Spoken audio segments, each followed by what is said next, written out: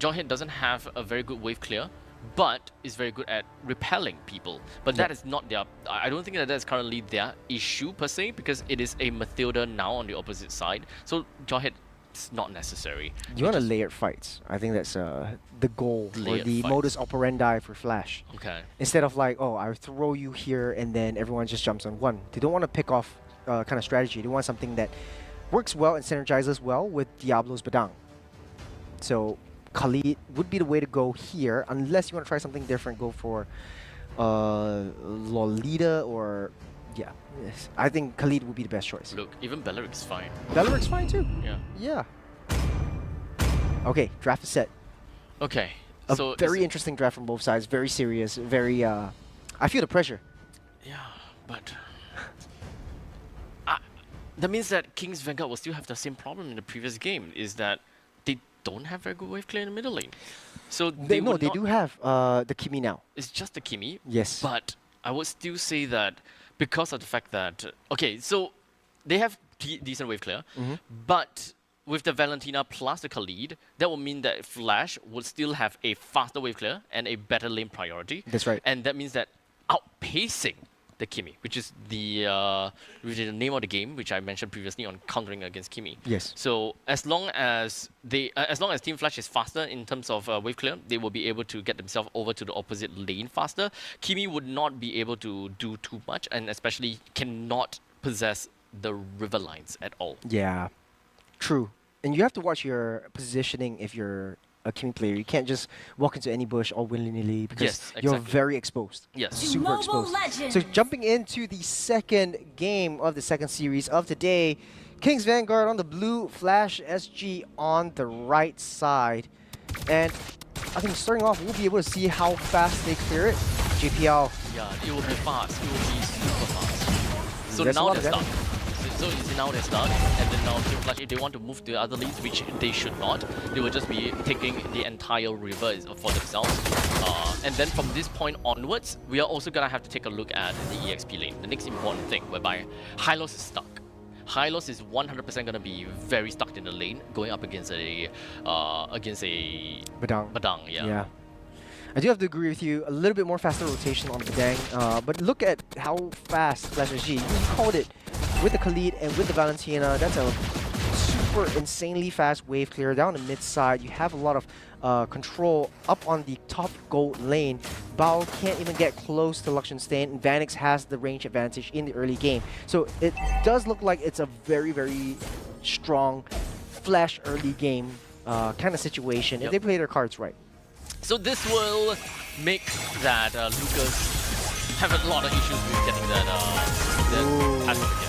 Oh man. So that means that the killing spree is going to be another problem. You wouldn't be able to use the killing spree again. Yeah. And I hope that he changes his items at the very least. Maybe, you know, I think it might have to do with like the rest of the support coming in from the rest of the team instead of just like his problem. He might get caught out, but it's still warm up, you know what I mean? So I think the previous kill from Val, just using the guiding wind a little bit too early. Hades finds his mark, unable to hit the dash. Turtle already spawned out. This is the 2nd minute mark. Can't believe it's been that long, but Flash SG already in position. They know what they want to do. Super right in the face, man. We've got the beast. Nice little traction pulse, but look at Diablo pinning 2 on the wall with a fist crack. Diablo tries to push Walker Knuckle away, chasing him down. It's Diablo on that back line, but for the front line as well. Here comes Hades charging in with the Rhythm of Joy. It's Walker Knuckle caught in the middle. Might be the next on the chopping block. Oh, that's a greedy, greedy Walker Knuckle. So I don't think it will go down just yet. Okay, never mind. JPL just hit level 4, so that is very likely a Raging Sandstorm that will be coming right after the outplay. Won't be able to... That was nice while it lasted, but the traction pulse grab away from Curtizi onto himself was just immaculate. So this is gonna be tough now. It's a 4-man from the side of Flash. And the King's Vanguard, they're gonna have to fight this battle. Force pathway. Oh, nice little fist crack onto the guiding wind. You got knocked up 2 members. Curtizi falls. Nandis unable to walk through that wall. Traction pulse won't hit its mark as King's Vanguard breathing some signs of life to themselves. But at the end of the day, Flash SG still picking up the turtle for themselves. with the economy of 2,000 gold right from the early game. He's on his way, but I don't think that, yeah, he doesn't have his dash, unless he's using his ultimate again. So it really just boils down to river control now. Let's not forget about the Granger, right? Granger is all the way up in the top lane, and understandably, he should have a pretty good time going up against Suction Stain, which is the Moskov. So as long as Flash constantly just clears out the wave in the middle lane, they're just gonna be hovering around the Lord's Pit. There is realistically not much place for Suction Stain to hover around, to clear the wave and go to jungle camps to clear. So all of these farms is gonna go somewhere else. Now, Flash SG getting a lot of information. You've got Hades being very aggressive. He's already 4-0-2. King's Vanguard has a sort of a pseudo late game composition, especially with the Moskov, but it's a bit tricky due to the double marksman composition that they have.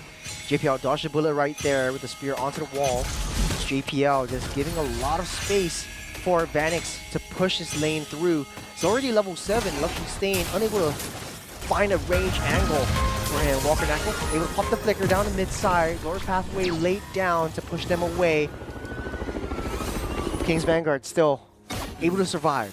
Looks like it's still a War Axe first item onto the side of Nandez. I will still say that it's pretty okay, per se. 5 minutes into the game, and especially this game, they do not have a lot of sustain. So for Nandez to go for War Axe now, I think it's, you know, still debatable.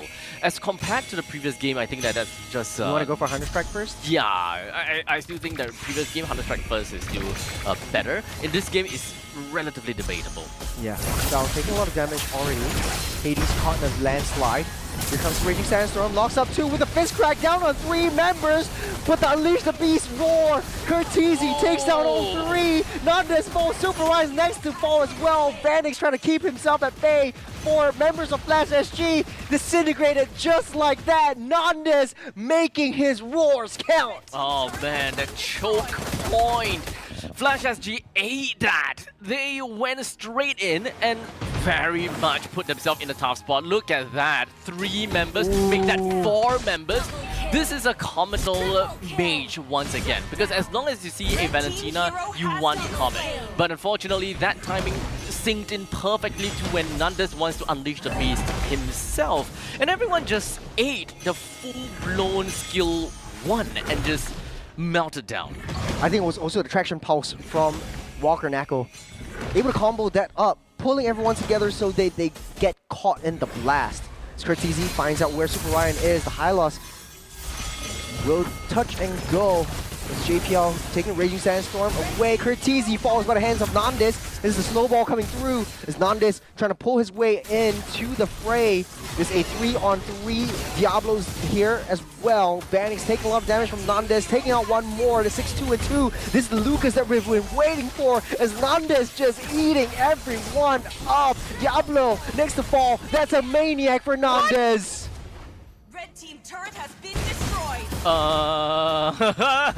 He's just snowballing through. He's got a killing spree. So that's where he's coming in. Okay, so that killing spree finally has come into good use. And it's great. Pulse. On to Curtizi. Damn! Looks like the turns of tables once again as King's Vanguard ramping up the momentum, staying true to themselves and staying true to the heroes that they know best. And Flash SG just eating everything that they are able to receive. It was a choke point at first. But after giving that triple kill over to King's Vanguard, I guess that is just accelerated the growth of Nandez. And Flash now, they are definitely not happy about giving a Maniac over to Nandez. However, that is not the end of the game just yet. Yes, a lot of kills over to King's Vanguard, but in the end of the day, economy is still what is most important. Because Flash currently still have 23,000 gold over to themselves, while in the meantime King's Vanguard have only 26,000. Yes, it's a 3,000 gold lead, but for a team with triple kill and a Maniac, it realistically could go higher. The rotations are just to protect Vanix at this point. They know that Vanix should be one of the main damage dealers. They're able to put Hades on the long lanes or on the side lanes, trying to push that part aside. But if you notice this, Flash SG does not have the T2 top side anymore. So King's Vanguard has a lot of free play on the orange buff area. The good thing is the fact that King's Vanguard have gotten all of the T1s, right? Having a T2 is a good thing to have, especially it gives you a little bit more money. But when it comes down to T1s, those are utterly important in order to get yourself a little bit more momentum as well as map control, which you can see right here. King's Vanguard, they are trying to do whatever that they can to take up these rush and just do whatever they can to push the rest of Flash SG away. Look for more choke points like they did for the first time. Guiding Wind onto JPL. Able to use the Raging Sandstorm out of the way, but the Lord is getting done by Hades though. Looks like he just wants to touch and go, tries to clear that lane on the top side. Delay the timing, delay the pressure just a little bit. But King's Vanguard is looking hella scary right now. You've got two tanky boys, you've got a Lucas on hand, and you have a Fairy that heals you right back up. Now. They're gonna have to fight now. They saw the Moss come down to the bottom lane, so Team Flash SG, whatever that they can, they're gonna have to avoid all of these SODs, and this is the 5v4 situation that they want as long as Hades is prepared. They're looking in for the Crossfire. JPL taking a little bit too much damage now. Hades has a Rhythm of Joy, but does not want to commit. But look at the bottom side though. You've got Luxion Stain being busy, taking down the turrets. T2 bot side, no more. It's Curtisi, JPL. Just hunkering down, waiting for the right time to make it engage. You got a 4v5 situation on that Lord Pit, but Flash SG just can't seem to find their mark. Actually, very good decision from King's Vanguard. I'm actually pretty impressed. They knew and they saw the current situation and knew that Flash SG will want to force the fight and force the action. As such, they grouped up together and retreated all at once, just so that Hades would not be able to land the third jump. And as much as possible, once the third jump was missed out, then there's really not much that you can do. Oh, Super Ryan. Lay down the glorious pathway. Diablo try to find an angle. You've got the Fist Crack onto Super Ryan, able to get out safe with the Guiding Wind as JPL down on that mid side. As Hades falls down as well. Nandes versus 3 members taking out one more.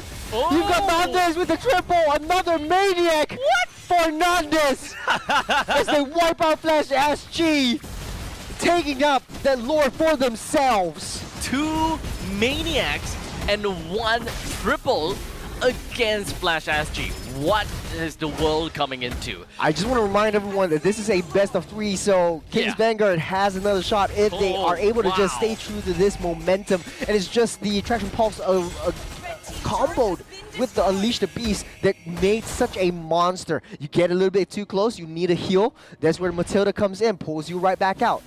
Boy, oh boy. Now, I do absolutely love the fact that King's Vanguard managed to bait out the Fist Crack coming in from Diablo. It was a little bit of a trigger finger from the side of Diablo. Yeah. So the moment that they lost that Fist Crack, that is a big amount of AoE damage that they Flash SG have lost. And King's Vanguard, right after pulling that out, they split the fight into 2, and they are able to take control of both of these at the same time. There's not a lot of high ground for Flash SG as the top T3 getting destroyed. Curtisi taking a little bit too much to get damage. The Circling Eagle won't find its mark. They touch and they go. Hades tries to go in. Got a stun up onto Super Ryan, but taking a little bit too much damage from Walker Nako. Just free hitting from that backside. You've got the Unleash the Beast from Nandes throwing in bombs after blows. Flash SG loses JPL, but that's not enough as Nandes just showing who's boss. Dealt a lot of damage over to the back lines of Flash SG, but the main thing is get themselves the T3 up in the top lane, and they managed to get it pretty darn nicely, with not a single holy defense in sight as well, considering that it's 12 minutes and 30 seconds. King's Vanguard, they have a total of 7,000 gold lead up against Flash SG. So this is great, this is fine, and I think that they have a very good that we have 2 fighters that builds tank. Not only that, you have the Matilda in your possession as well. You get a little bit too close, you need a little bit of heal, that's the Matilda coming in, so very good overall composition for King's Vanguard. The only thing that could tear this momentum apart is if Hades is able to find a long lane side pressure push that forces King's Vanguard to play as an individual. In fact, I think that in this game, largely it's Hades that is a bit more non-existent, right? Maybe non-existent is not the right word per se, but he don't have a very specific target that he can go for all the time. The fight has been pretty scrappy, and it worked very well for King's Vanguard in some of these cases. They split the fights pretty nicely, which puts Hades in a tough spot, being unable to get full dashes and very high damage dances. So I think that that's the main thing. They are locked and gate kept behind Hades' dashes. The moment that it goes wrong, King's Vanguard will find that small little window of opportunity to catch up and bring up the fight. Yeah, he does have the damage to deal significant amounts of harm to King's Vanguard, but as long as he finds, there's a flicker and a fist crack onto Luxion Stain, able to pop that flicker out of the way, at least, the very least, taking down that T2. You got a glorious pathway by Super Ryan, SOD goes wide, caught in the crossfire, JPL pouring in, Bao, little bit too far with the guiding wind, or circling eagle. No one's following her just as of yet, as Flash SG able to just keep all of themselves alive for the next Lord that's coming down. But with 6k gold lead, we're giving up this Lord be the next best case for them. If you gotta deal with Nandes as well, he's up and ready, taking down that Lord. JPL next on the chopping block, just focus priority onto them. They want to get Bow down with the Rhythm of Joy. But there's a lot of damage from Walker Knuckle and Luxion Stain just free hitting from that bag. This might be it. This might be over as Diablo just one more hit. And Walker Knuckle might be able to take the cake on this one. A touch and they go. A little bit more heals from that Oracle. This Flash SG, without JPL, without Banix, and without Kurt, will they be able to survive this skirmish? With team composition that kind of plays to the late stages of the game with a Moskov and a Kimi, I think that this is a tough defense for Flash SG. With only a Diablo that's just right in the front line, I'm not sure what kind of damage he has. Ooh! There's a lot of damage onto Diablo himself. Just in the nick of time as JPL spawned right up, only to be sent back into the graveyard as Hades all alone. We might be able to go to a game 3 as Luxion Stain cleans that one out. Man, oh man, Abstract. I did.